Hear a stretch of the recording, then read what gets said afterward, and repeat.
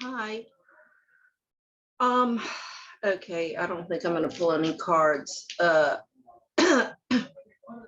I've been looking at, as I said, I started looking at this Camelot.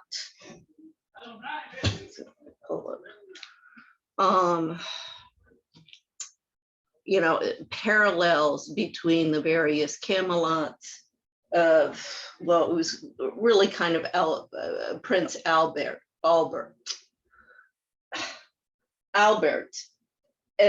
husband of Queen Victoria, who was the visionary. And really kind of when he died, she went recluse. She should have passed it on to her son, but she, very dysfunctional child.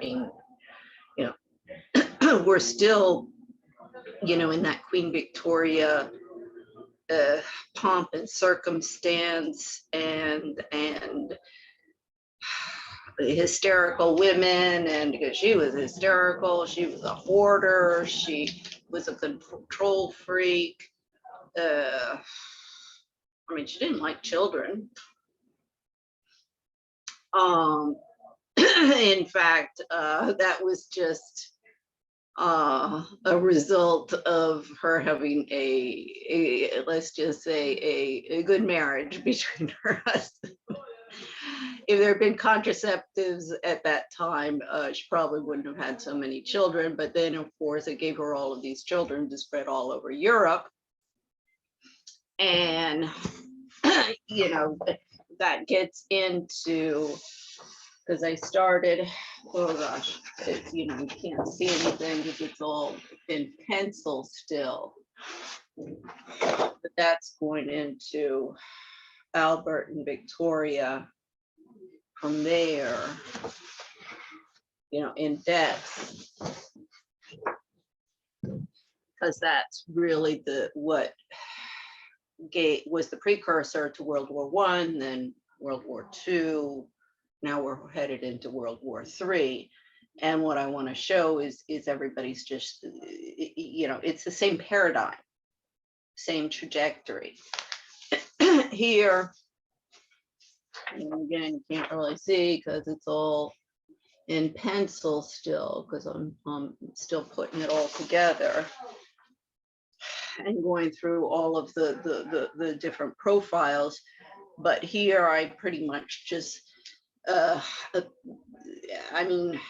it really starts, because the last of the Hanover house of the British monarchy was with, well, George III, his descendants. It ended there with William IV. And that's when there's no, descendant from them to be the next crown. So that's when Queen Victoria's mother comes in and marries the fourth son of King George III, who was, of course, during the American Revolution. And this is what, why I kind of start there with the American Revolution. We, of course, said the French Revolution really weren't successes because, of course, the French Revolution started the Napoleonic Wars, which really set up the stage for the rise of the Second Reich, and then the Third Reich, and now the Fourth Reich. So that's why I go into there, and that just goes into the line of the British monarchy. And then it includes Princess Alice of Greece, who is the mother of Prince Philip, because that gets into that line. That's all a Germanic line. And this is, it was Saxe, Coburg, and Gotha. But then it becomes, they change it to Windsor, of course, because, if you get into all of this, you have the not, they're all, it's a big, huge family that's having a big, huge squabble. And this is, it's not the people of these countries who are warring against each other. It's the different factions vying for power. And this is where, I'd like women's studies to really be about, rather than ideological, theoretical gobbledygook that I've been reading from the feminists, and see how women have influenced the different paradigms. Because if you go into fundamentals of, men and women and the basic fundamentals of society, why have men sought silks and spices and riches? Because, okay, nowadays it's you give them a big, huge screen and feed them good food, and they don't get too violent most of the time. It's when their livelihoods are threatened, or their territory is threatened, when they normally get violent. I mean, that's a even men with anger management problems, you need to usually do something to set them off. I mean, sometimes they'll be stupid, something going on in their heads, but there'll always be otherwise they'd be one 24/7, which is, then they'd be like one of the animals that you had to cage up. So women do have this influence, and men, it's to seduce the women, and women, what do they want? If you go throughout history, I was watching about some queens under a sultan, and this sultan, had all of these wives or concubines or whatever. In fact, what was interesting was, because they were slaves, but since they couldn't have, Muslim women couldn't be slaves, so these would have been, Christian women or women who had been kidnapped during the war sieges. And but they were very educated. They lived in a life of luxury. They couldn't go out of the palace, but they had. Now, I know so many women out there who you tell them, okay, you're going to live in this compound. We're going to give you a country club. You're going to have your spa. You're going to have, all of the luxury clothes you want. And you can just sit around playing queen. And you got to service the men occasionally. Are you good to go? Oh, Lordy. In Washington, that's all they do. That's the name of the game. So, that women have been totally exploited against their will since time began is not true. So in fact, a lot of the empire building and the trade, because it originally started just as trade. That's one of the things that you see with Victoria after her husband dies and she kind of goes into recluse, is when things get really oppressive in India. And that's under Mountbatten, I'm pretty sure, Lord Mountbatten. So, I'm looking into all of that and the different lines, but then I've also got Spain and in my case, and I've really used the Spanish Constitution and their whole legal system, because the Constitution, their Constitution integrates international conventions. I mean, their Constitution is, I mean, almost perfect. I tweak some things there, but almost perfect. And then it integrates the penal code, the civil code. In the civil code, you have the marriage. So it's all in black and white.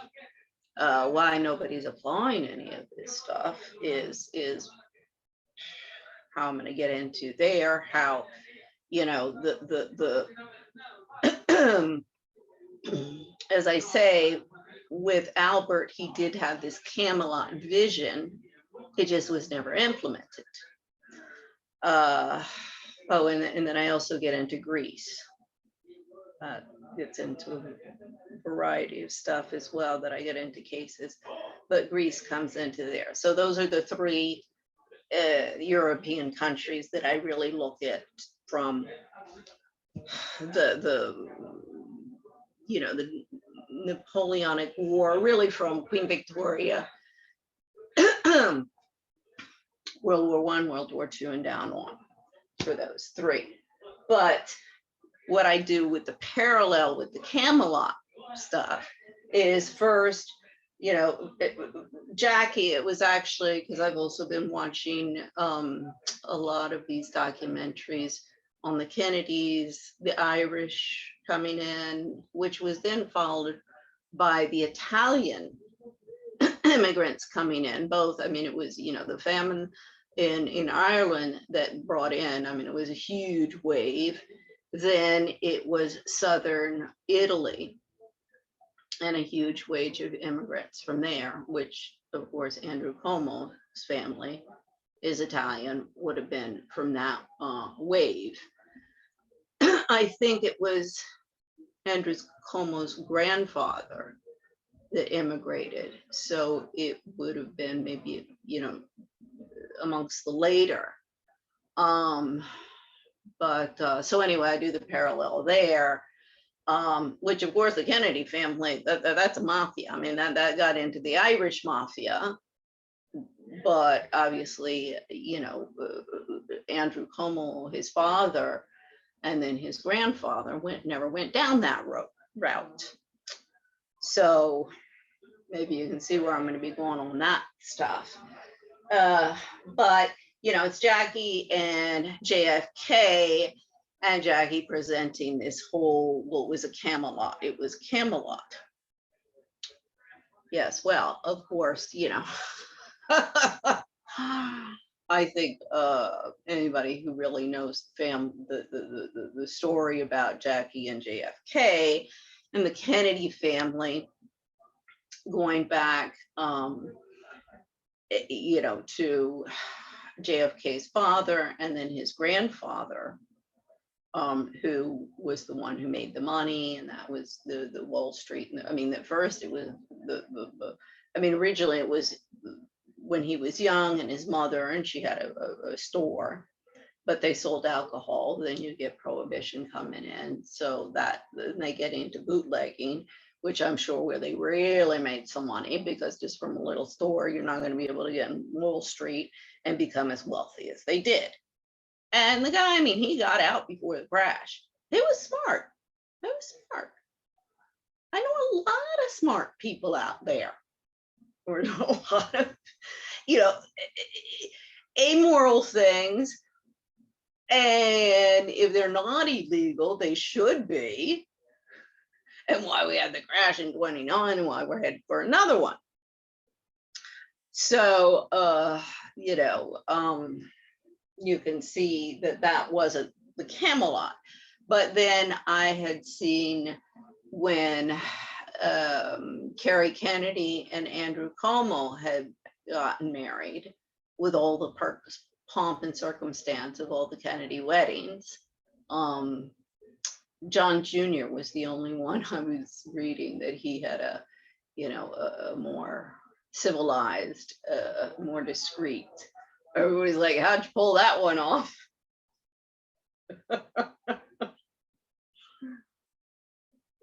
See, this is why as I say, I don't know if somebody came and said, we have evidence that John Jr. was killed, I wouldn't be surprised. Let's just put it that way. You know, rather than the plane that being an accident. But see, if you're going to take on the Kennedy family and put your foot down, they're not going to turn your wedding into spectacular and, you know, a show. You can take on anybody or anything.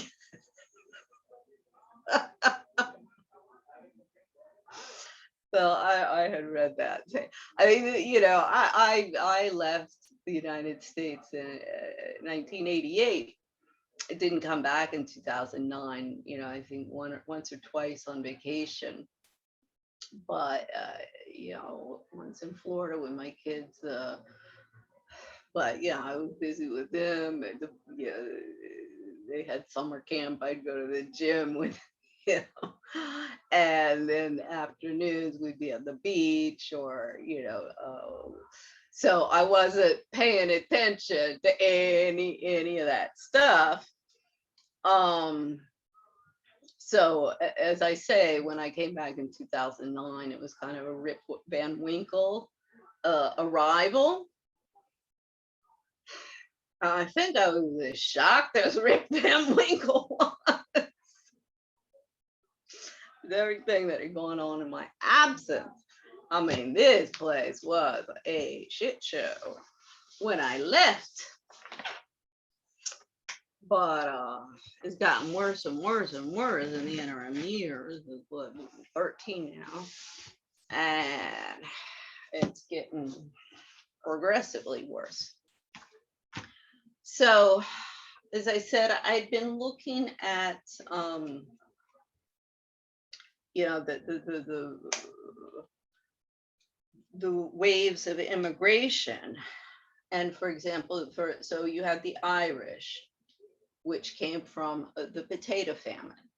You know, that's just because the potato is indigenous to the Americas. So this is just another example of these. This is like the banana republics. You know, same type of you know, I mean, the situation is different in that they weren't exporting these potatoes. That's what they're living on. But of course, the population, and they had a population explosion because they did have a lot of food. And then when the product, you know, the crops failed, and you know, got these, you know, plights, I'm not sure what they're called in the jargon, it had a devastating effect on this population that it kind of exploded. And it was horrible. So then you had them coming into the United States, and there was one thing that I was looking, it was in New Orleans.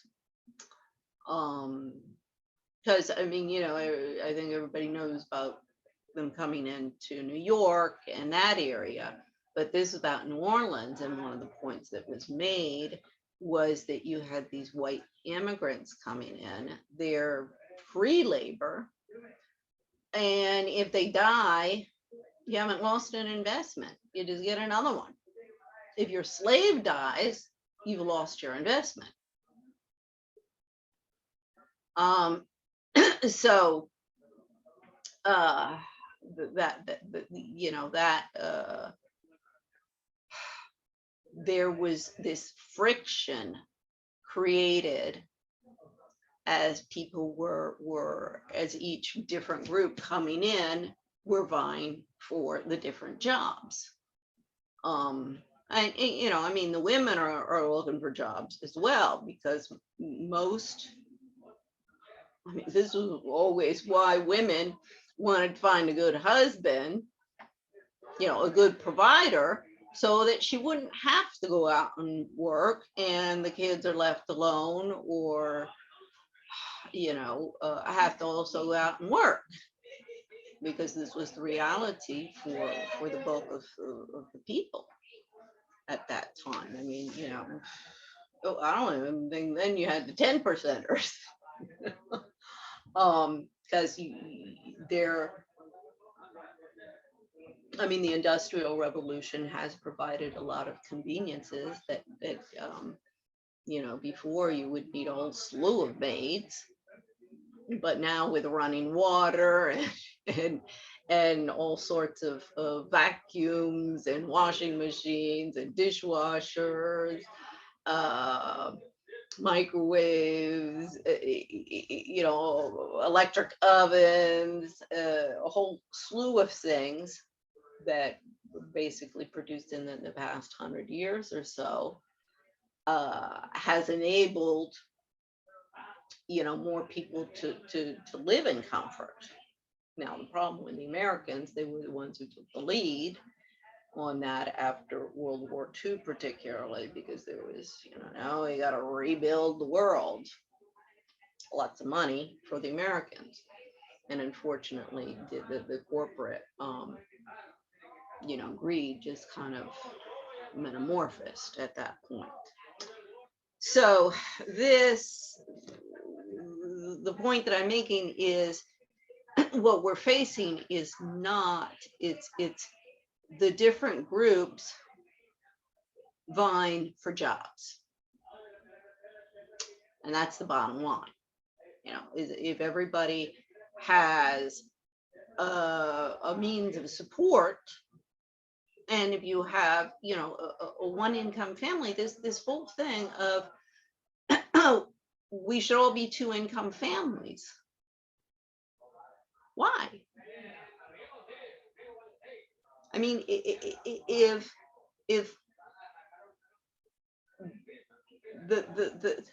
if one member, it doesn't have to be the husband. I mean, normally it is. I mean, that's just women produce babies. Women are you know, have maternal instincts. Not all women, but women who don't have maternal instincts and don't want to have children, that's the minority. And so if women want to stay at home with their children when they're young, give up some high power career, I mean, you know, not everybody wants to be a CEO or be the head of a hedge fund or get up on a podium and give speeches all the time. And this paradigm where that's where, if you don't want to do that, there's something wrong with you. Wacko. I'm crazy. And it's just, you know, it's a manifestation of managerialism. Our problem is not communism versus capitalism, which is BS. I mean, capitalism these days, that's the biggest joke out there.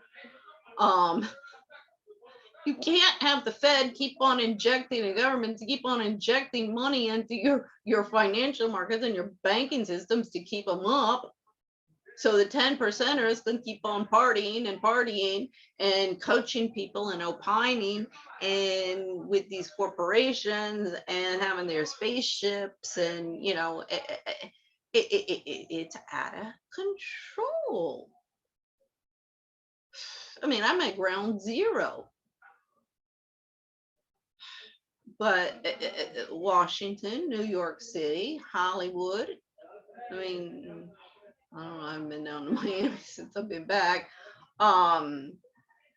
As I say, they're the capital of South America.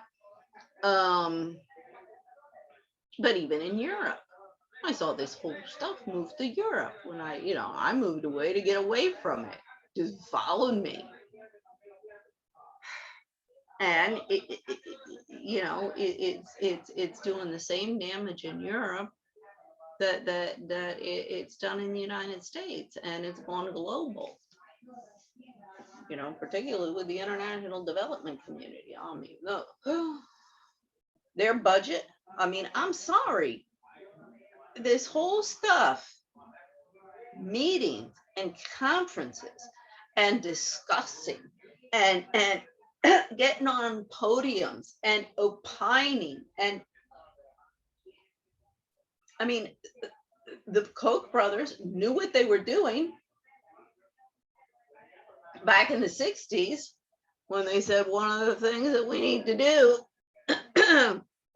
is inundate Washington with think tanks. That's what's been done in the interim years. All you have is cackling hens.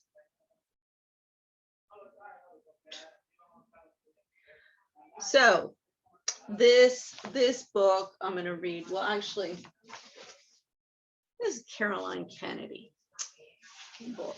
I was looking at Caroline Kennedy. Most of her stuff is like poems and stuff like that. I'm sorry. Her mom, your typical, I was reading, this is Jackie Onassis. She had said at school that she never wanted to be a housewife. I mean, this was somebody who wanted to always be in the center of attention. And this whole Camelot stuff, I mean, she was going to leave JFK. And if I remember correctly, this goes back when I read this stuff, she was given money. No, you got to stay while he's still president, at least. And they made a deal, and she's like, okay, because they even said in this thing, she spent a lot of time away, and I'm pretty sure that's when she was thinking about, like, I've had it, which I can understand. However, she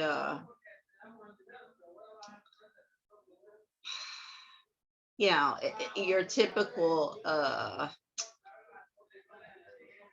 narcissistic, pampered, upper crust,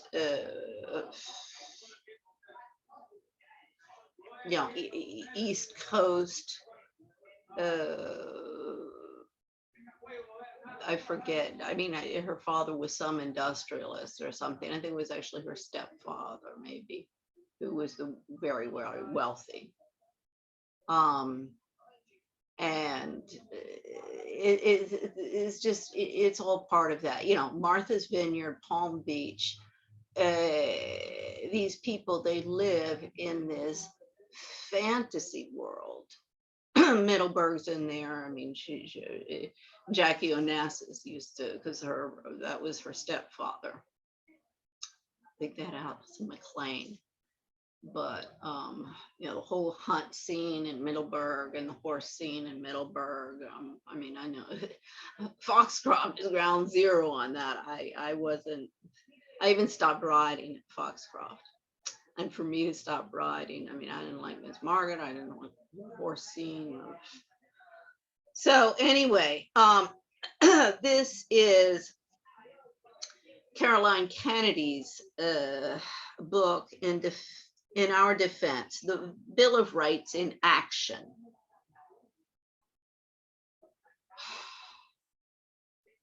This girl doesn't understand anything about the Bill of Rights, the Constitution, any more than her cousin, Carrie.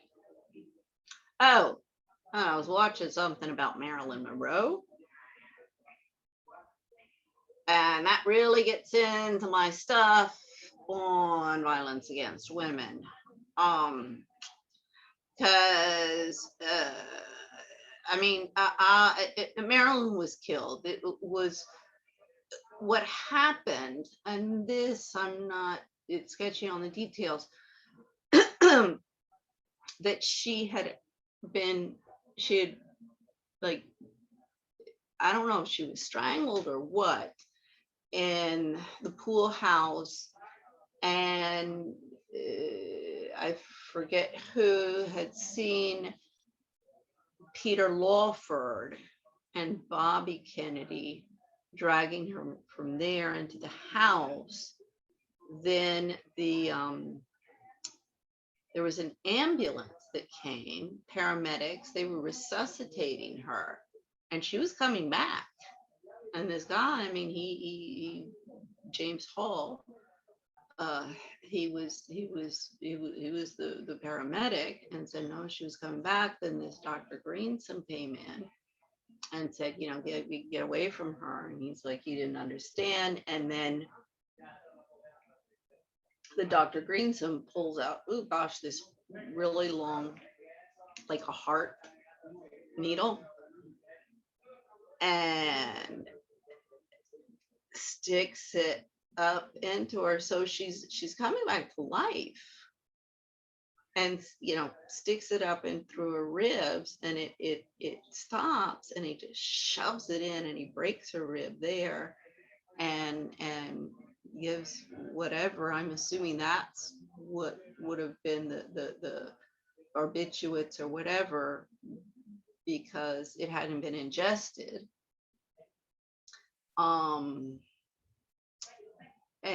But the poor woman, I mean, here she's coming back to life, and somebody and killed her. And because apparently she was going to, you know, she was, I mean, you know, having an affair with JFK, but also with Bobby. There is stuff that she could have been pregnant, that, you know, she thought that Bobby was going to leave Ethel, and there was no way he would do that. And so, but there are various people who say that Bobby was there, and they saw him in LA, and they saw him there that night. Peter Lawford as well, and there was some other people. And, you know, it took like 4 or 6 hours for them to call. You know, it was like, come on. And even somebody, when they heard that Marilyn said, oh, I'm going to talk to the press, the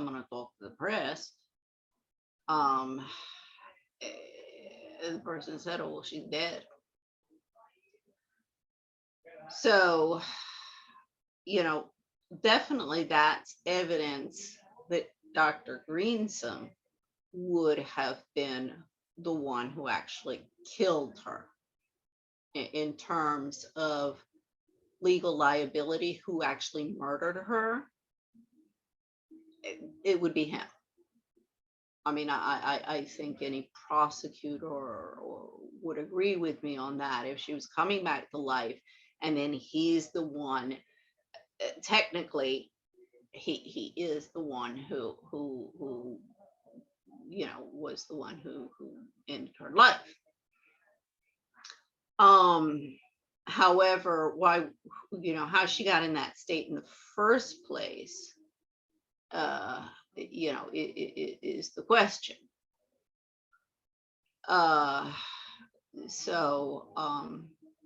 You know, there are various books on it, and there's some people who have really investigated this, but this gets into, you know, all my work on I am tired.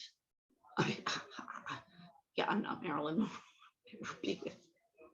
I mean, that was another thing. She would, you know, she was in that whole, into that whole life and lifestyle, but that doesn't justify it.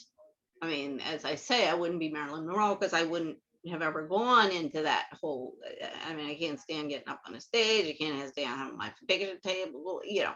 So that it just, that certain circumstance wouldn't have happened to me. But I, you know, if I made it out alive, it's because if I had been in her shoes, I would have had the good sense to know who I was dealing with and know that I don't tell them I'm going to spill the beans on you to the press. When you're Marilyn Monroe and you know, you just go like that and you got the press at your ear. I've been trying to get the press for 15 years, but nobody ever killed me because they never thought I'd get there. And, you know, obviously I haven't. Not yet at least, but I do have, you know, evidence, and I do have names and names and names of people that I've contacted in the press that just ignore me, hoping I'll go away like everybody else. But I'm not going away like the little engine that could. I'll just keep on the, you know, the tortoise. You know, what else am I gonna do? See, if I was a man, I'd get pissed off and lose it.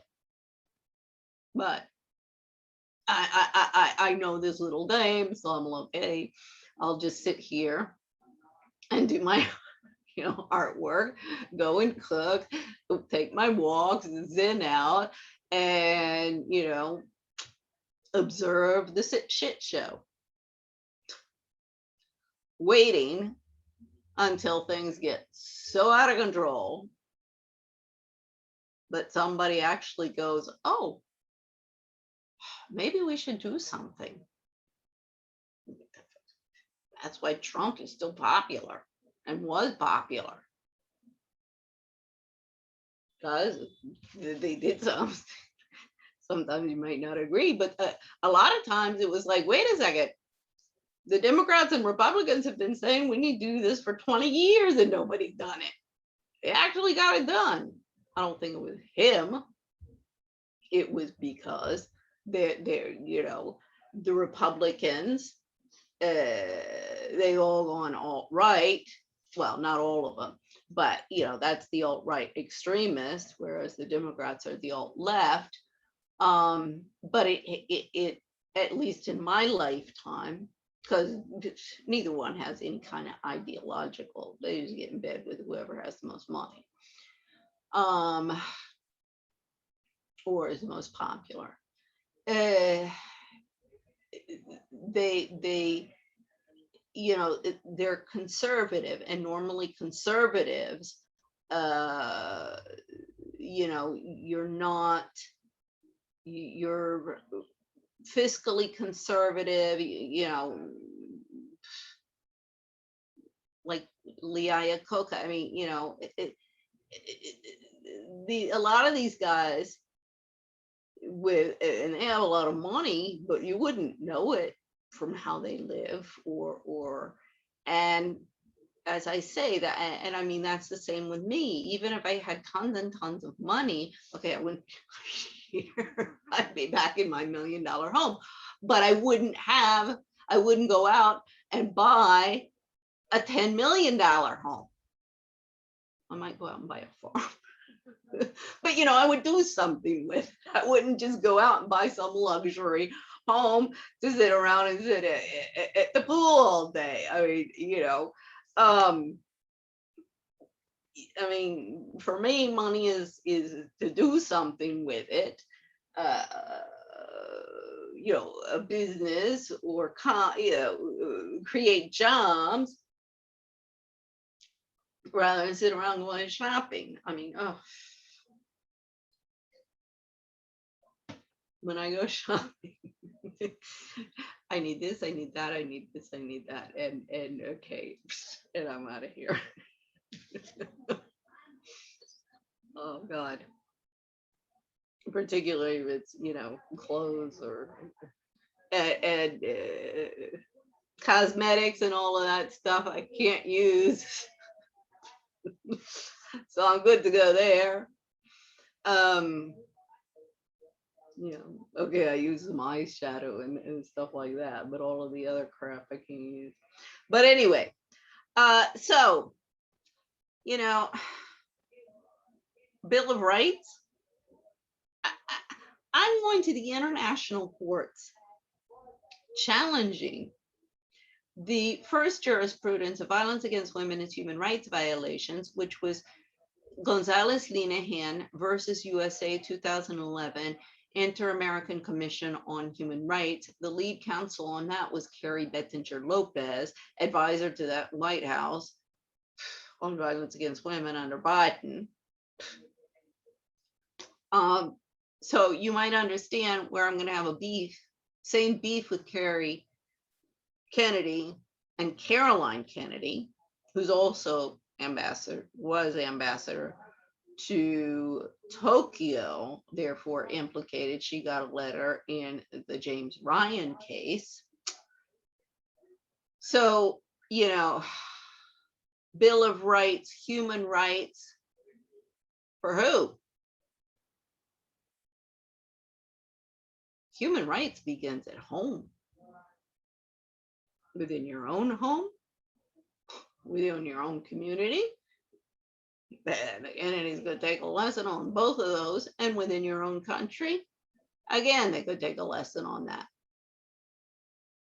And they could take a lesson on that from the Cuomo family. Well, Chris Cuomo at CNN, he's not going to be sitting pretty because CNN's up a creek without a paddle with me since 2007 in Spain. So in 1987, newspaper poll showed that 59% of Americans could not identify the Bill of Rights. At the time, we were in law school, discovering a world of complicated people, complex situations, and compelling principles. I blow all of these people away with one course in commercial law, which taught me about torts, writs, and contracts. That's my training in legal principles. Now, of course, I read the Spanish Constitution, the Penal Code, the Civil Code, but from there I understood, I had the basic fundamentals to understand what the penal and what the civil and how I could use these different instruments in arguing my case.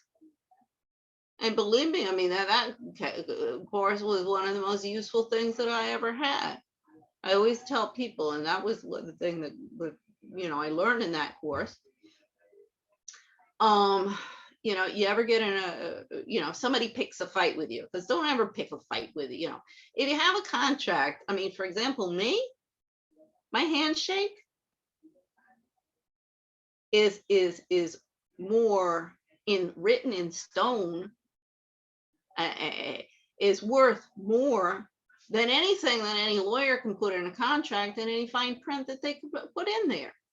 Because if that is not my intent, and somebody sticks that in some contract that then somebody signs an agreement with me, it's not going to hold water.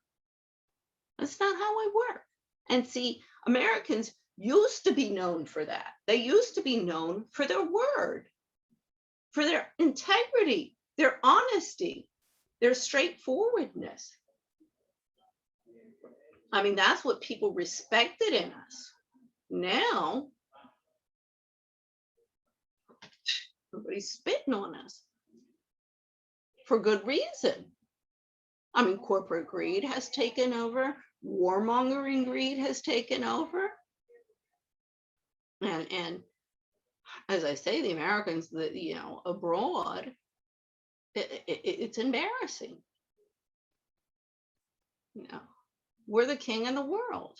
Of course, one of the problems that we have, and particularly the international development community coming to Washington, and why I've gotten such attitude, and the little ladies over at the IMF, Institute for Capacity Development, that's the same little type of hornet's nest. I promise you, when I get hold of all of the little records of the hornet nests of Como, I can promise you I'm going to have a field day and doing a little parallel there. Because I can go into cracks and crevices with these Machiavellian women.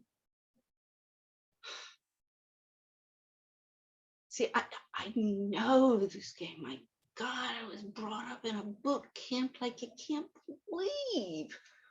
How do you think I left this country? My family has canceled me, but it's okay. We're not on the same page anymore. You guys want to live. You've seen it. I mean, how many lives have you seen it destroy? This is, what I'm going to show with the European royal families. That's why I go into Queen Victoria, because then it does really go, whee. I mean, my Lord, I'd need a team, I think, at least a couple of research and a huge board for us to put everything together and connect all of the dots. I mean, that I think even, we'd have to get in some we need some, some of these mathematicians in there to put in some formulas so we could calculate everything, because it does. And this is, the social networking platforms, because that's kind of what I want to show in this parallel of how it does, intermingle like that. And that's what you're having on the social networking platforms, where everybody wants to be king and queen. Everyone wants to be on a podium and be popular and liked and get lots of likes. And so that's why it's feeding into the dichotomy of the alt-right and the alt-left, just as you would have in whether that be a smaller community or a larger community, in this case, all of Europe over 200 years, well, maybe not. And how all of those, the interactions create the situation at the social level, at the economic level, and at the political level. Because all of these things are happening at the same time, and they're all interconnected and interrelated. So, I'm just tired of it. Oh my Lord, how many human rights people are there out there? Everybody is calling themselves a human rights lawyer. I'm like, yeah, well, then why aren't we getting anywhere? Why don't you just submit? I prepared the cases. I've argued the cases. Unless you can tell me that there's a problem with the way that I've argued this stuff and how it's all put together and it's all ready to go, tied up in bows and packaged up, and just submit, and you can tell me where I'm wrong, then you can call me stupid. But until you can do that, I really appreciate it if everybody would tell me, shut up, stupid. Because I've had enough of that. It seems to us that an unfortunate gulf exists between those who know about the law and those who do not. Yeah, right. Tell me about it. The law has its own language and its own rules, both of which operate to exclude the uninitiated. I'm not sure exactly what they mean, but yeah, I'm initiated. And as to the language and its rules, yes and no. I mean, those are the foundations of the rules for any society. So if it has a separate set of rules, then what should be guiding society, there's a real problem there. So of course, it has its own little jargon. All you need to do is know the jargon. And as I say, yeah, I had to learn the fundamentals. If I hadn't had the course on torts, writs, and contracts, I wouldn't have understood. But with that, I was like, yeah, okay, got it. Here it is. This is bullshit. This is bullshit. I'll have to put in the link here. I have a whole table that I've done of the different infractions of my lawyers under civil code. Well, I start because it's the hierarchy: international conventions, constitution, penal code, civil code, so what they call organic laws, because it's this hierarchy in Spain. It really is. Whoever put together that legal system, fantastic. You just got a real big problem in the implementation, and this gets into where has the royal family been? So that was Juan Carlos that came. The Spanish Constitution was in 78. Juan Carlos, because his grandfather had abdicated, he comes back the constitutional monarch. Now, at 18, he killed his brother. His brother had won oh my God, that's such a sad story. His brother had won a golf tournament, and after he had gone to mass afterwards, and he came home and ran up to tell his older brother, I guess, that he had won this golf tournament.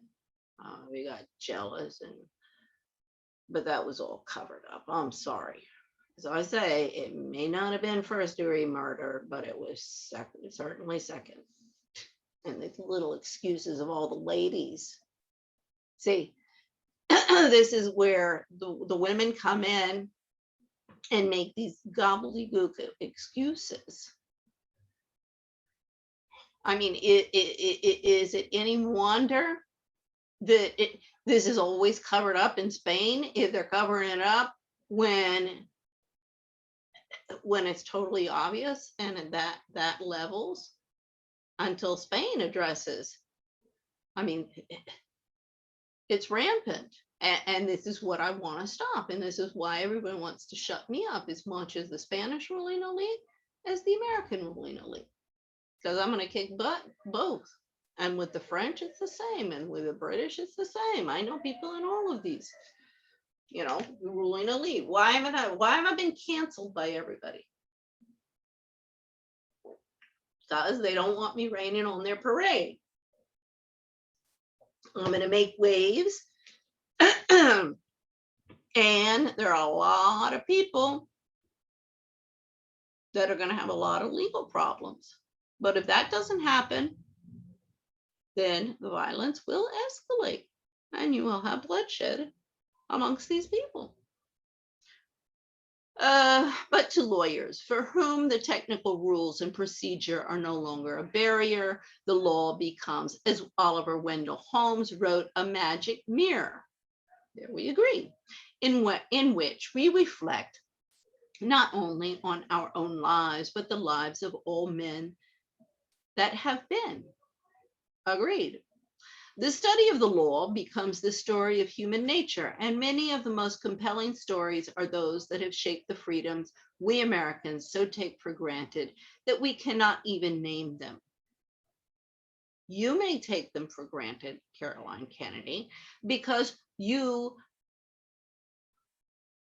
of all of the Machiavellian games and the latter grappling of your industrialist family, and quite frankly, Third Reicher and Fourth Reicher family, you are within the protected group in Washington. Because I'm a stateless, rightsless person. Now, that's in part because of the feminist movement. So the left, they're going to hang me out to dry because I'm not a minority. I mean, I'm a minority, if you will, among, in terms of being a woman. But see what trumps the discrimination against me on that, if I could use that card, which I'm not into use, I don't see why I should have to use any card. I want people to judge the work that I'm doing on the work that I'm doing. That's it. So, and but I'm rich, white, deposed trophy wife who opted out and who wasn't liked at Foxcroft and who wasn't liked amongst a lot of people. So nobody will give me a voice. This is the freedoms of Americans. No, it's not liberty and equality for all. It's liberty and equality for some, whoever can get to the top of the heap. And that's why we have rising income inequality. Well, we wanted to write a book that would tell some of these stories and introduce some of the fundamental principles of the Bill of Rights. We decided to begin with the people traveling the country to meet and talk with them, because the law evolves in tiny increments of plaintiff versus defendant. We decided to tell the stories of these cases. And I agree. That's what I'm trying to do. The problem is everybody's using the courts as a money-making scheme. I mean, family courts is just ridiculous. Absolutely ridiculous. So since the courts are seen as just a way to go and make money, that's one of the problems that I'm having with finding a lawyer, as much as scaring anybody by telling them I'm going to see you in court. Because they know, well, I could turn this into a lot of money, but they know none of the lawyers out there, they're going to be like, well, who cares? There's no money in there. So I'm not interested. Now, you bring a case, and I still would like to know, with the Virginia Giuffre case, was it Virginia Giuffre who went to somebody? Or was it an ambulance chasing lawyer? I mean, how are these cases coming out? Because I've been trying to get these lawyers, the women's rights lawyers, to take cases to the courts for 15 years to establish jurisprudence. Yes, we're gonna be making money. I mean, not just establish a jurisprudence. No. Then we get the victims of all of this to go after the people, that the people who are responsible. That's what will disempower them. Oh, so they have a little jurisprudence out there that nobody cares about that says that we done them wrong. I don't care. I need to keep it up. So until you really go after them, it's all just a game. It's all just a tool for all you experts to cash in one way or another. If it's the lawyers, directly through litigation. And lawyers, this is why now the lawyers, they'll launch malicious litigation right and left, because they went either way. They're going to make money. I saw, I don't know how much money Prince Andrew's defense is going to cost, and I guess the Queen's fitting the bill for it. Now, quite frankly, when I finish with this whole case, however it ends up in the courts, because when I get into the international courts, because my thing is like, wait a second, I've been trying for you all to take cases to the courts to produce the jurisprudence that we need to really clean this system up, and you only, you're too busy, you're not interested. I don't care what your reason is, but you're complicit because there's a conflict of interest for them. If we clean it up, then their money bag goes away. So, I'm not the only one who's tired of this, because there is a floodgate of victims that pass through the courts every single day on these issues. And we get more and more and more and more victims. These are crimes against humanity. Because it's not only in the American courts, it's everywhere. So, what is it? 1,000, 2,000, 5,000, 10,000, 20,000, 100,000 around the world every day? I don't know. Like too much of those statistics, because then I really go wacko. But I've been doing this for 15 years, and there have been people doing it before me. And the evidence is there, the documentation is there that this is going on. This is a consequence of the war on drugs, the new Jim Crow. Everybody, penal systems, we need reform in penal systems. Why does nobody talk about the same reforms we need in the family courts? And it's across the board. Every single court system, same bullshit. I mean, incredible. I was blown away in Spain when I went through the process. Because, if I had been protected, asking my mother, please pick up the phone and ask Mike Helen to ask, campaign advisor for John McCain. Could you all please just call the consulate in Madrid and tell them to do their job? As I always say, John McCain would have won the 2008 elections if, he had helped the poor little American woman in Spain who's just trying to start a company, Global Expat, to help expats around the world. And, green development and SDGs and all this politically correct stuff that everybody's espousing, but I know it's not happening because I'm out there and I see it's not happening. It's all just BS and hot air and empty rhetoric. You could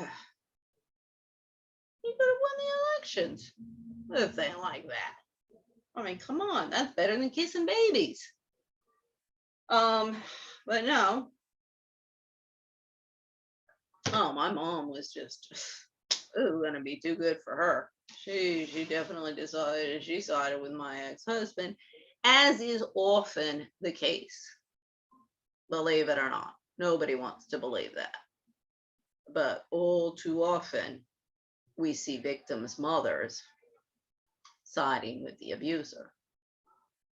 And there's a good reason that a lot of these abusers will pick these women as their victims. And it goes both ways. If it's the man who is the victim, the woman will have picked him to, the narcissist, to seduce, and once they get their claws, then they start with the abuse. And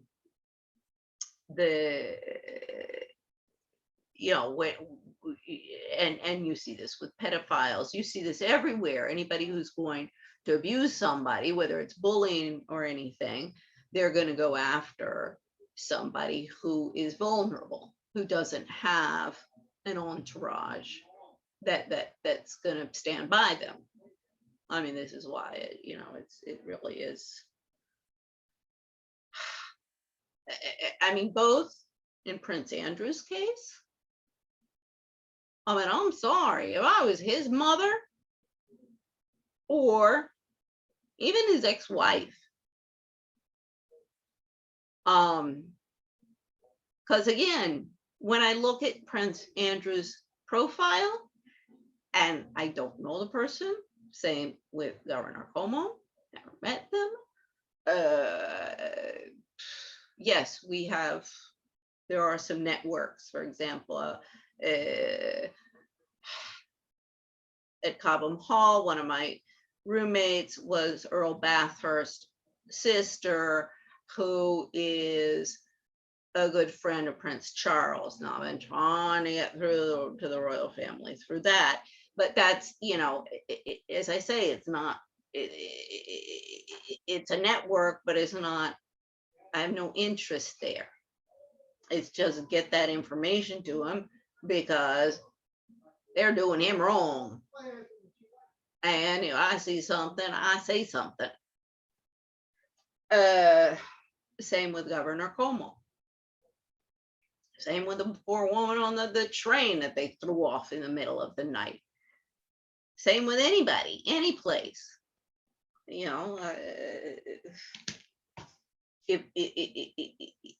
the evidence points to something that just doesn't make sense, I'm going to say something. So, all of this really, and what was funny when I was looking at the immigrant waves coming in, the Irish arrived first, then the Italians. And the Irish didn't like the Italians coming into their territory. So that created conflict. It's all about jobs and it's all about class. But as I explain ad nauseum to people, class is not fancy houses, fancy cars, fancy clothes, fancy talk, fancy diplomas, any of that crap. Because some of the classiest people I've ever known in my life have been, like with Mimi Carmen, the maternal grandmother of my ex-husband, semi-illiterate. And it had nothing to do with, where she lived or how she dressed or any of that stuff. It was her heart and how she treated people, even after a really tough life. Oh Lord, when I hear these little narcissistic ladies in Washington, or he touched me. I mean, I'm sorry. When I heard that stuff about him hugging her at a wedding and she got a phone, it was like, oh my Lord, let me get a hold of that little girl. I'm going to chew her up and spit her out like you can't even believe. So what the hell you going to an Italian wedding for? Even I think the Irish might be doing that at the wedding. Particularly after they got drunk. Oh God, the Irish, they had this reputation. When they came, they were not accepted. They were all loud drunks who didn't want to work. That sounds pretty much like the Kennedy family to me. See, you can dress them up, but you can't take them out. I mean, they can spend as much time as they want at Hyannis Point and Martha's Vineyard and Palm Beach. And same with Trump family, same with the Hilton family, same with Vanderbilts, the Astors, the Mellons. I was watching something about the Hearst, the Hearst Castle. what's his name? Randolph Hearst. I mean, these were all the robber barons that really transformed the American dream into something that the founding fathers had not intended. And you know, if we go back to a paradigm that the founding fathers, the Puritans and Quakers, and I mean, that doesn't mean dressing up in gray, and you know, going back to colonial times and living in villages, of course not. But stop with the opulence and stop with the shopping and shopping and shopping and shopping and shopping. Really, this is a zero-sum game. You should, you know, this doesn't have an effect, and everybody's draining money, but the Americans, I mean, the American consumers and people are so indebted, and that has consequences, as is the country. And now they're talking about default. I mean, they're always talking about that, but that will happen one day, and then the country's going to be in shit, because we'll be, you know, we'll be the third world country. And that's when these others will jump in. You know, China's been building itself up, as has everybody else. So, you know, this whole race to be masters of the universe is going to kill us all. So this is White Trash 400, the 400-year untold history of class in America. I'm trying to get this. Let's see. Okay, I think I'll just read the beginning.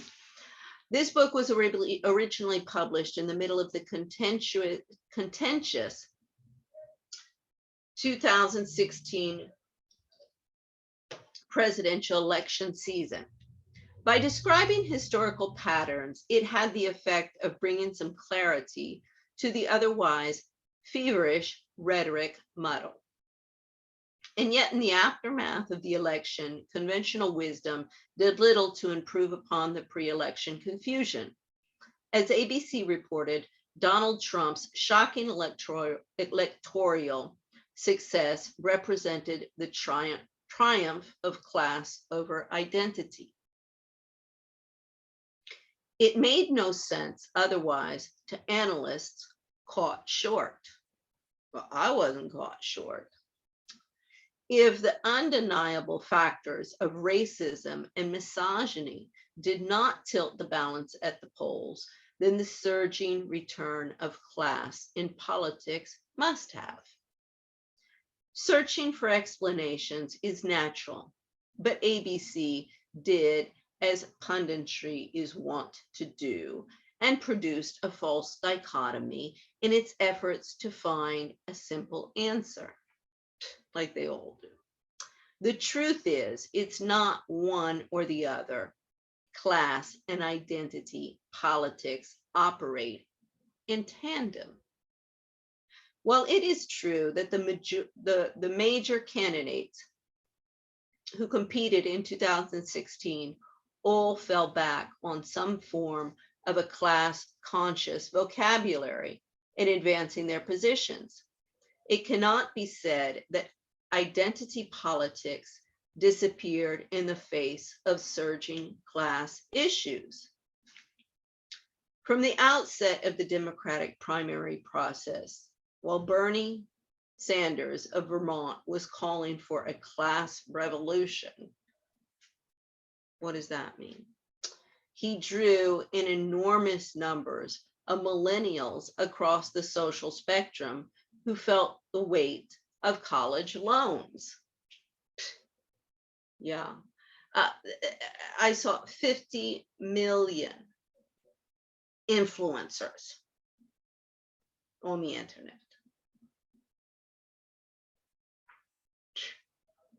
I mean, what and who are they influencing? How much money and time is being wasted there? Everybody wants to be in the limelight on the stage.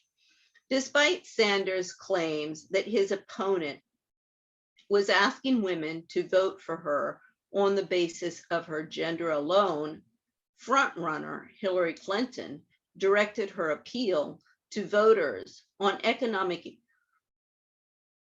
issues common to all working families. All working families?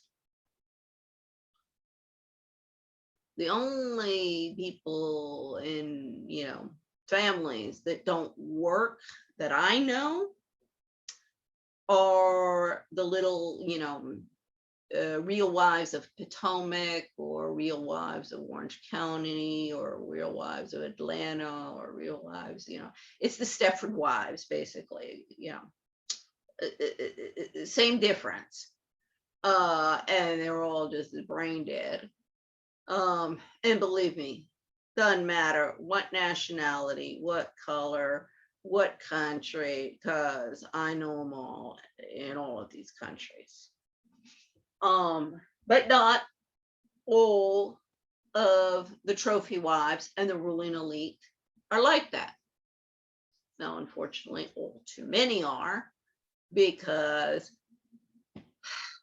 you got too many overinflated ego managerialists and PhDs that never graduated from kindergarten, who are not as intelligent and as wonderful as they say. And so they need a brain dead bimbo on their arm, and as their wife and their mistress and their secretary, who won't realize that they're full of shit. And that's why they keep the bimbos coming in and coming in and coming in, and HR is particularly responsible for that, because they're bringing in, the guys from the Ivy Leagues who are brown-nosed and who are going to drink the Kool-Aid and behave and not make waves. So they want to make sure that the bimbos who are serving these guys, either in their bedrooms or their offices, won't notice how dumb these guys are.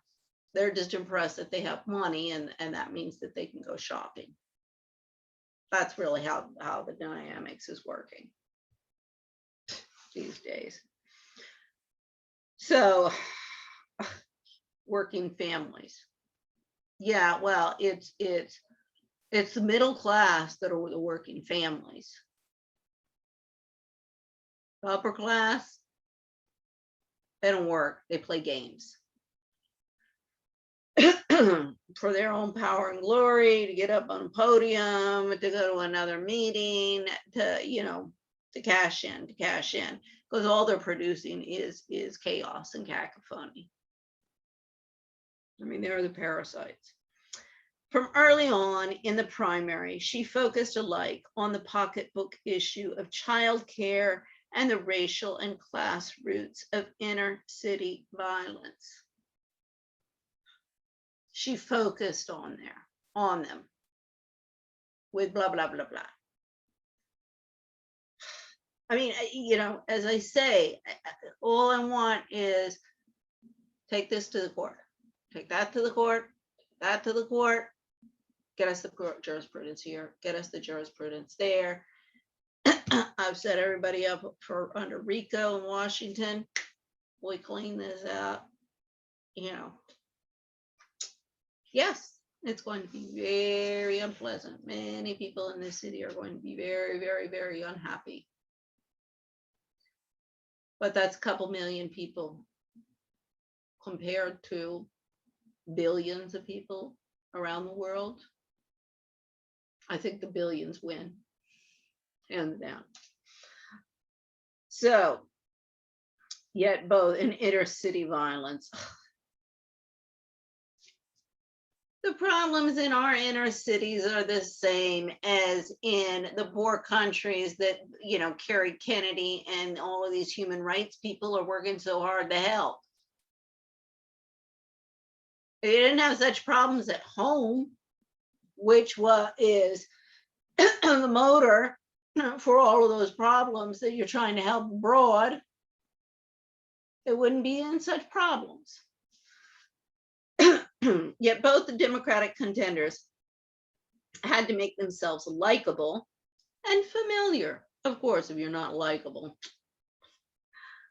Sanders looked like a rumpled professor and sounded like a vintage 60s radical speaking truth to power. Well, I'm sorry, that's pretty much what Bernie Sanders. And he has a son, and he's pretty much hung his son out to dry. So for me, I'm not proposing that we go back to the 1930s and 1950s, father knows best and doesn't interact with his kids, and he sits there when he comes home in his suit and tie, and while his wife comes with her little, party dress, serves him the martini while she takes her Valium and has a martini, and the kids are supposed to sit there like little dolls. That's Queen Victoria era stuff, is my whole point. No, you know, definitely not, but look at Prince William and his wife, Catherine. That's a whole new modern model of family. And in Britain, I mean, they're the first that being a success in a marriage and in their parenting. Lady Colin Campbell is I get my gossip from her. I have something. I'm getting too long, but it's about gossip, and gossip does have a function. In fact, what the hell do you think all the think tanks are doing? It's just gossip. They get paid a hell of a lot of money to do it. No different. Now I'm going to a luncheon with a bunch of these social climbing ladies and listen to them going cackling off, then going to one of these conferences. Same difference, same bullshit. Just get things done. I mean, blah, blah, blah, blah, blah, blah, blah, blah. So Clinton drew in some of the younger lean-in audience. Lean in. And also, everything's got an acronym or a catchy title. And nothing, no meat and potatoes. And also one older African-American women because of her poverty loyalty to the Black community. Now, how is it that we have a new Jim Crow in this country after a Black president? Black and Indian, Black and brown. Vice president, because the Muslim community, the brown community is just as much, affected by the problem in the courts. Oh yeah, but see, she's a judge from California. Oh, Lord. You want to talk about biases, you little ladies, of all of you judges and all of you lawyers who are the most misogynistic out there against the homemakers and the housewives. Well, guess what we think of you?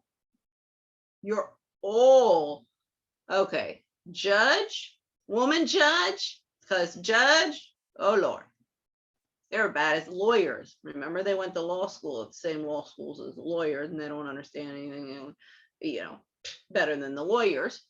They're pulling the same crap. So judge, 1 point against you. Woman, at least 1 more point against you if you're not, not 2. Black, ooh, point against you. Brown Indian, So I'm going to go for 2 points on that one, because if you were Arab, you'd only get 1 point against it. Because the whole mediation process, see, if you look at Indian culture, that's the one that was the most stratified and oppressive. And I still need to put all the statistics and all of the analysis together, but that is coming from the mediation, and Laura Nader goes into this in The Life of Law, of the, how the mediation process has degraded the rule of law, and how it degrades the rights of litigants. And I could talk hours about how that's been done in the family court, with examples and concrete things that need to be done. So that is, as I say, if you look at the Muslims compared to the Hindu, yes, the Muslims are more physically violent. However, if you look, for example, in a Sharia law, the rights, and Cyrus the Great was really the first, that goes back to the original human rights leader, if you will, and he was Muslim.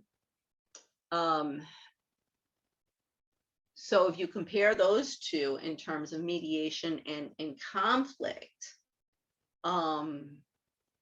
the conflict one model gives you a less stratified, and where the people within the society from top to bottom have more protection in terms of rights. So, as I say, that's why Kamala Harris, for being of Indian, her mom was Indian. Another thing. So, should actually get 2.5. But okay, so 2 there on that one. And then California. Oh, bye. Yeah. Let's just put it this way. In my camp, the housewives, the homemakers, who have been through family courts, and we have statistics. You're just misogynistic against us. We got statistics against you guys, and cases. So, obviously, when I was like, oh God, Kamala Harris, that's like getting Ted Cruz as president.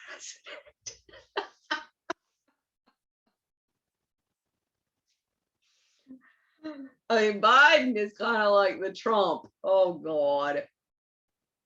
Ted Cruz is the Kamala Harris, and I'm sure the fracaso with what happened in Afghanistan, I'm sure she's wearing the pants in the White House. Biden, he's too much out. He's too out to lunch. I mean, my God, you talk. I have to ask if he's not totally tranquilized.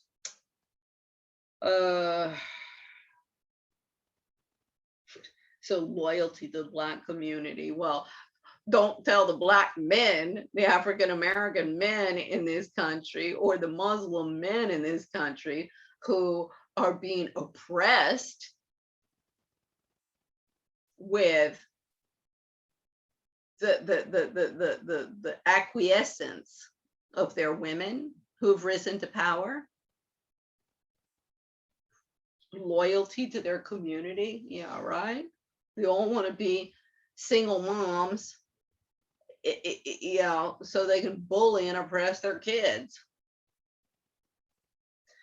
Emotional bonds dominate the imagined conversation between candidate and voter, with little overt reference to class. Of course not. So I won't go into all of this, but see, it it is about class, but as I say, class is not how you dress or where you go on vacation or luxury living. Class is about how you treat people and how you live your life. And, you know, some hygiene as well. No, I mean, you know, this whole cleanliness is next to godliness, and my like clean freak mom, and growing up, like, I couldn't even sit or play in my room because my bedspread was too delicate. And I mean, okay, I was not we had a playroom, and then we had a play yard, and then we had the whole Sonora Desert. We lived out in the middle of the desert, literally Catalina foothills at that time. Almost nobody lived out there. And we were almost always outside. So, I mean, it was not, you know, but I remember I was sitting on my bedspread, my mom, I was always like, no, my house is, it's got to be, you know, kitchens, like this house. I mean, this is disgusting. No, and I'm literally going to be going to court over whether the bullies and the crazy people who live in this house, who, you know, I'm basically locked in my room, because if I go out and they're anywhere around, they'll start screaming or bitching. It's disgusting. And every time I go into the kitchen, I have to clean it. You know, anytime I cook anything, anytime I use yeah, no, landlords, and particularly if you live with people, I don't care if it's a group, you know, it's a family that's living together, or a group of people in a group home, whatever the community setting, city, neighborhood, everybody's got to do their part. You know, and not leave their disgusting mess for everybody else to clean up. So it's not just about, because that goes into treating people with respect. You know, leaving things in a clean and orderly manner. I mean, we have running water, we have soap now, and you know, like 500 years ago, it was difficult, but it is not. And as I've said, for 40 years, I think, I said, you really want to liberate women? You give every single woman in this world a dishwasher and a washing machine. She'll take care of the rest. Now, your problem comes in that if you give her a washing machine and a dishwasher, and she doesn't have running water, and she doesn't have electricity, and she doesn't have money to put clothes on her children's back and her own and her family's, and if she doesn't have food to put on the table and plates to put the food in, the dishwasher and washing machine don't do her much good. So my point being, stop with all of your grandiose schemes of saving the world and you know, sending them stuff that they go, well, that's nice. What does it do? Oh, you mean we need electricity? Well, we don't have that. Oh, we need running water? We don't have that. Oh, well, it's a nice ornament. Because sometimes that's what it ends up being. Why? Because the international development community is just as out to lunch as the government agencies that they're supposed to be regulating. And that's what I've really found out. since being back in DC. I mean, my activism work has been directed at the American government, but I was working at the IMF. And of course, since I am trying to get to the international courts, which if anybody at the IMF or World Bank had any brains, they would be helping me with, instead of canceling me and racking up serious legal problems under RICO, Foreign Corrupt Practices Act, and the Patriot Act, because they're also out to lunch. They're just as out to lunch. They're following the lead of the Kerry Kennedys, the Kennedy family, Cornelia Guest, the yuppies and preppies, the GW people, Foxcroft people, Holton Arms, the Ivy League colleges. Of course, they've just jumped on the bandwagon. What they don't understand, because they're all, oh, we got to grapple up the ladder of success, get straight A's, brown nose, and get our cushy six-figure salaries and just keep our head down and not say anything, even though shit's going on all over the place, because we'll be canceled. And that's, of course, why I've been canceled, and why Cuomo's been canceled, and why anyone out there who is competent, hardworking, and diligent is at risk. Because right now, what's happening is the more and more, see, Trump is taking everybody to the right. I mean, he's making the right more extreme, because he's got his certain faction that you know, since their grievances are not being addressed and haven't been addressed, they're still on board with Trump, because they're still, you know, they're still drinking his Kool-Aid, and they will. I mean, it's incredible. My older sister has become a Trump supporter. I'm like, you know, like you're really getting in bed with the wolves there on so many fronts. It's not even funny. I mean, all she ever does is, you know, complain that she can't jet set under the COVID. And when she does jet set, is just go to one shopping place to another shopping place. I mean, you know, it's a typical your country club expat wife who well, she's divorced, but you know, who does want to bother herself with anything except her shopping excursions. So you know, that's it's just making it more and more extreme on the right. And so the left, in order to combat that, they're consolidating their certain power bases within their different factions. That's why the feminists have gone after Cuomo. And this is going on in Europe. So this is also why there's this attack against Prince Andrew.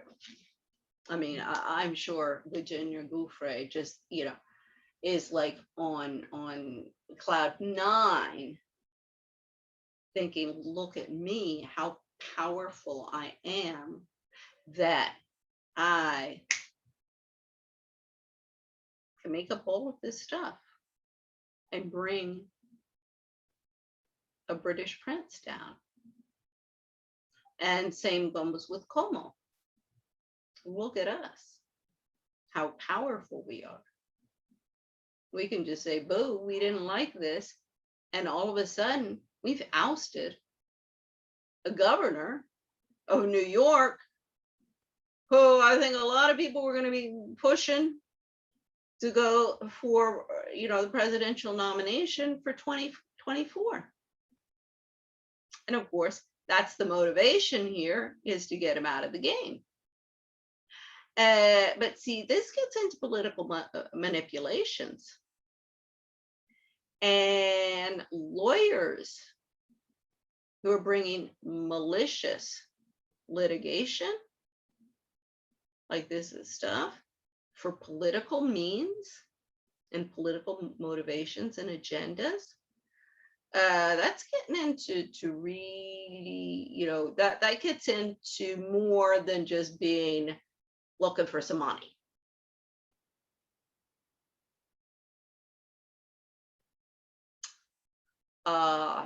So that, that's the perspective I'm watching this thing from.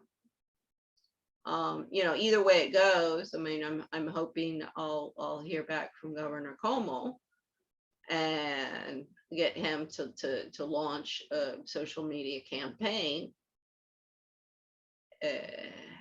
and bring up a lot of issues that need to be bring up, and which these cases bring up, but need to be given another voice than just the agenda that the feminists want to put forward. I mean, if this was the land of freedom of speech, why is nobody defending my freedom of speech? And I speak for a much, much larger constituency and population than the feminists do. Because I can assure you, my constituency is not only women who opt out and stay at home, and then when their children leave the nest, or they're widowed or divorced, well, they aren't thrown into total abject poverty because they opted out of the game, and too bad for them. They should just commit sati. They become one of the the underdogs, the disposables, because we need all of these people who are coming out of universities with PhDs, MBAs, and diplomas, who don't understand anything, but they need to have good jobs because we need to justify these universities that are making so much money to produce all of these professors, and intellectual property theft between them, and the shenanigans going on amongst that community is horrible. It's all out of control, and there's no oversight, there's no governance. The only thing they do is, oh, let's put together another action committee, let's put together another discussion. And it just keeps on bigger and bigger and bigger, the discussions, with more and more being added, and more resources being wasted for the 90%ers. And as I keep on explaining, that's the fundamental problem right now. And what are we talking about? How many millions in Washington? Sure, they're going to be losing jobs. And many I know, at least, are going to be headed towards prison with the kind of crap they're pulling. But they're breaking the law. That's where they should be.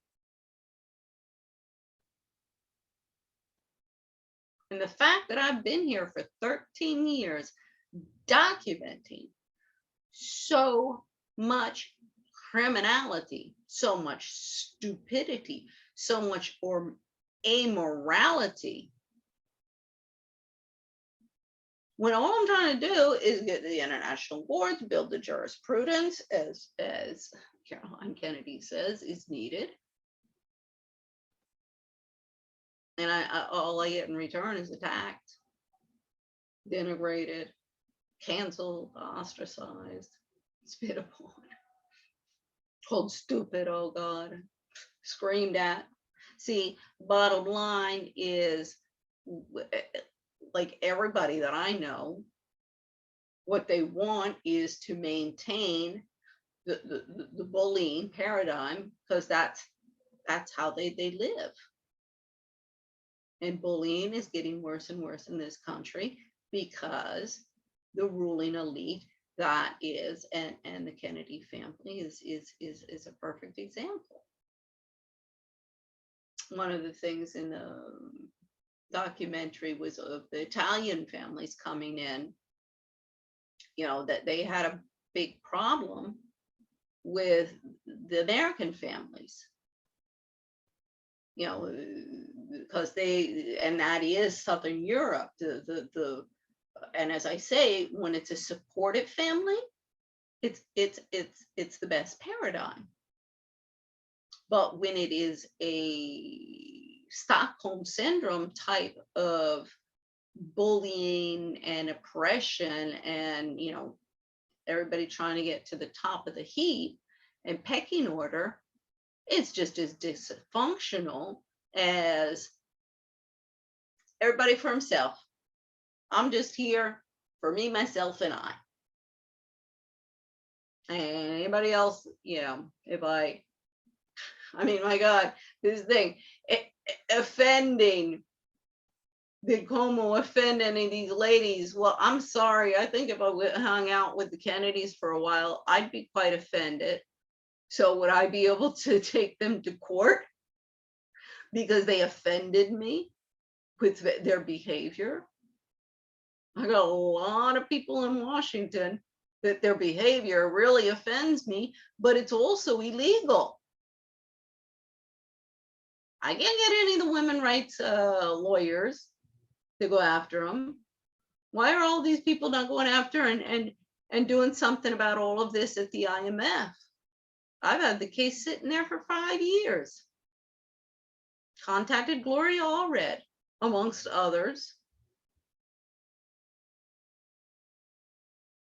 I mean, I know, ignore until she goes away, ignore until she goes away. But see, this is where they're poorly playing their hand and not realizing risk return here.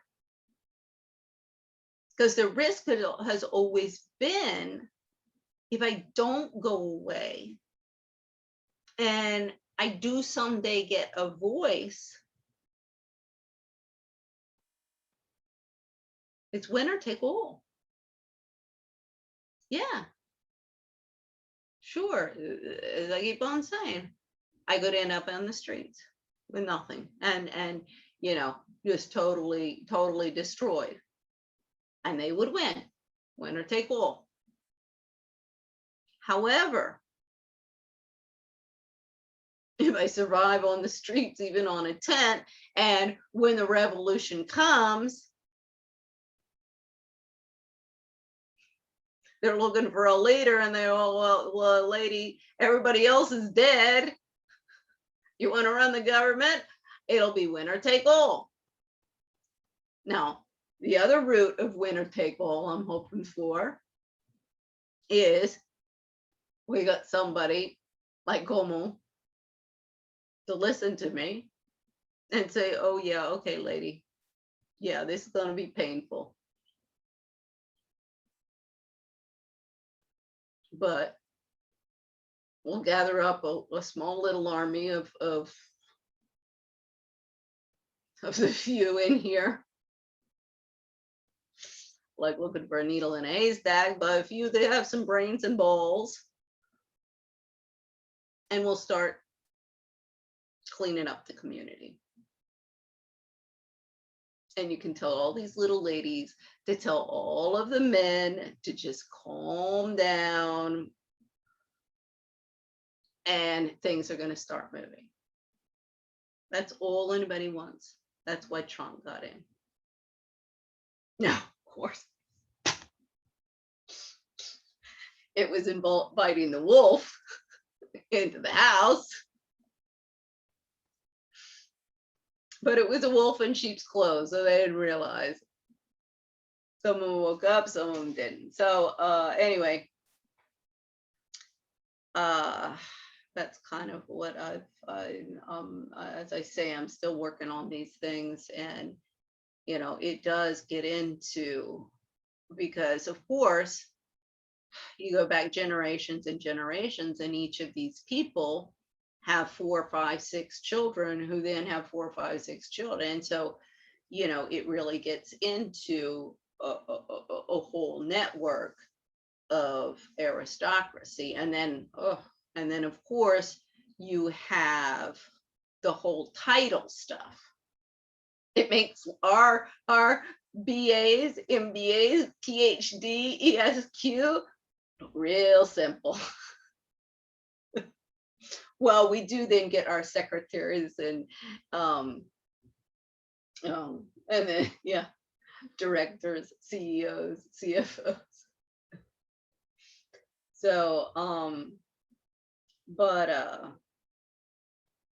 no, I guess really the comparison there with the royalty would be because the royalty, they are the ones, you know, they do the charity work, they do, which is basically the function of the NGOs, and the first lady and these ruling elite women, as European royalty, but everybody's playing the same game. It's, you know, charity work. I mean, I saw with Camilla, Prince Charles's wife, just opened up some more, you know, shelters for battered women. I'm like, you know what? We are tired of you telling us that you're going to open up another shelter that we can go and run to. Why should we have to flee? Because your courts and your police are protecting our abuser, so we have to keep on running? I had to flee the country. No, that's not acceptable. This is a social contract here. You know, with our government, you have an obligation to protect us, women and children, not just the men from the wars. I mean, this is what the whole, you know, government and how it all kind of started.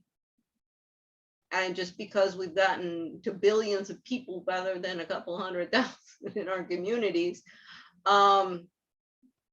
doesn't change the rules of the game. So it says here, language rules. Yeah. That's why whoever gets the voice and whoever sets the rules is the one who wins the game. So as I keep on telling everybody, yeah, since, you know, you all you want to do is high risk, high yield, high risk. It's all over the place. It's not just in the banking system and the financial markets. It's everywhere. So it's, you know, I mean, it's like and really it's an exhausting life to live high risk, high yield. Yeah, you know, you can win the lottery, but in the meantime, you've wasted your life. Play it straight. I mean, you know, not everybody has to be a millionaire or have a yacht or an airplane. God, who would want? So anyway, have a nice evening. Oh,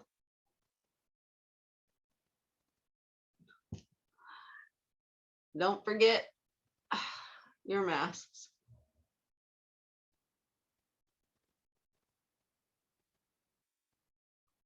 when you go out. Have a nice evening. Good night.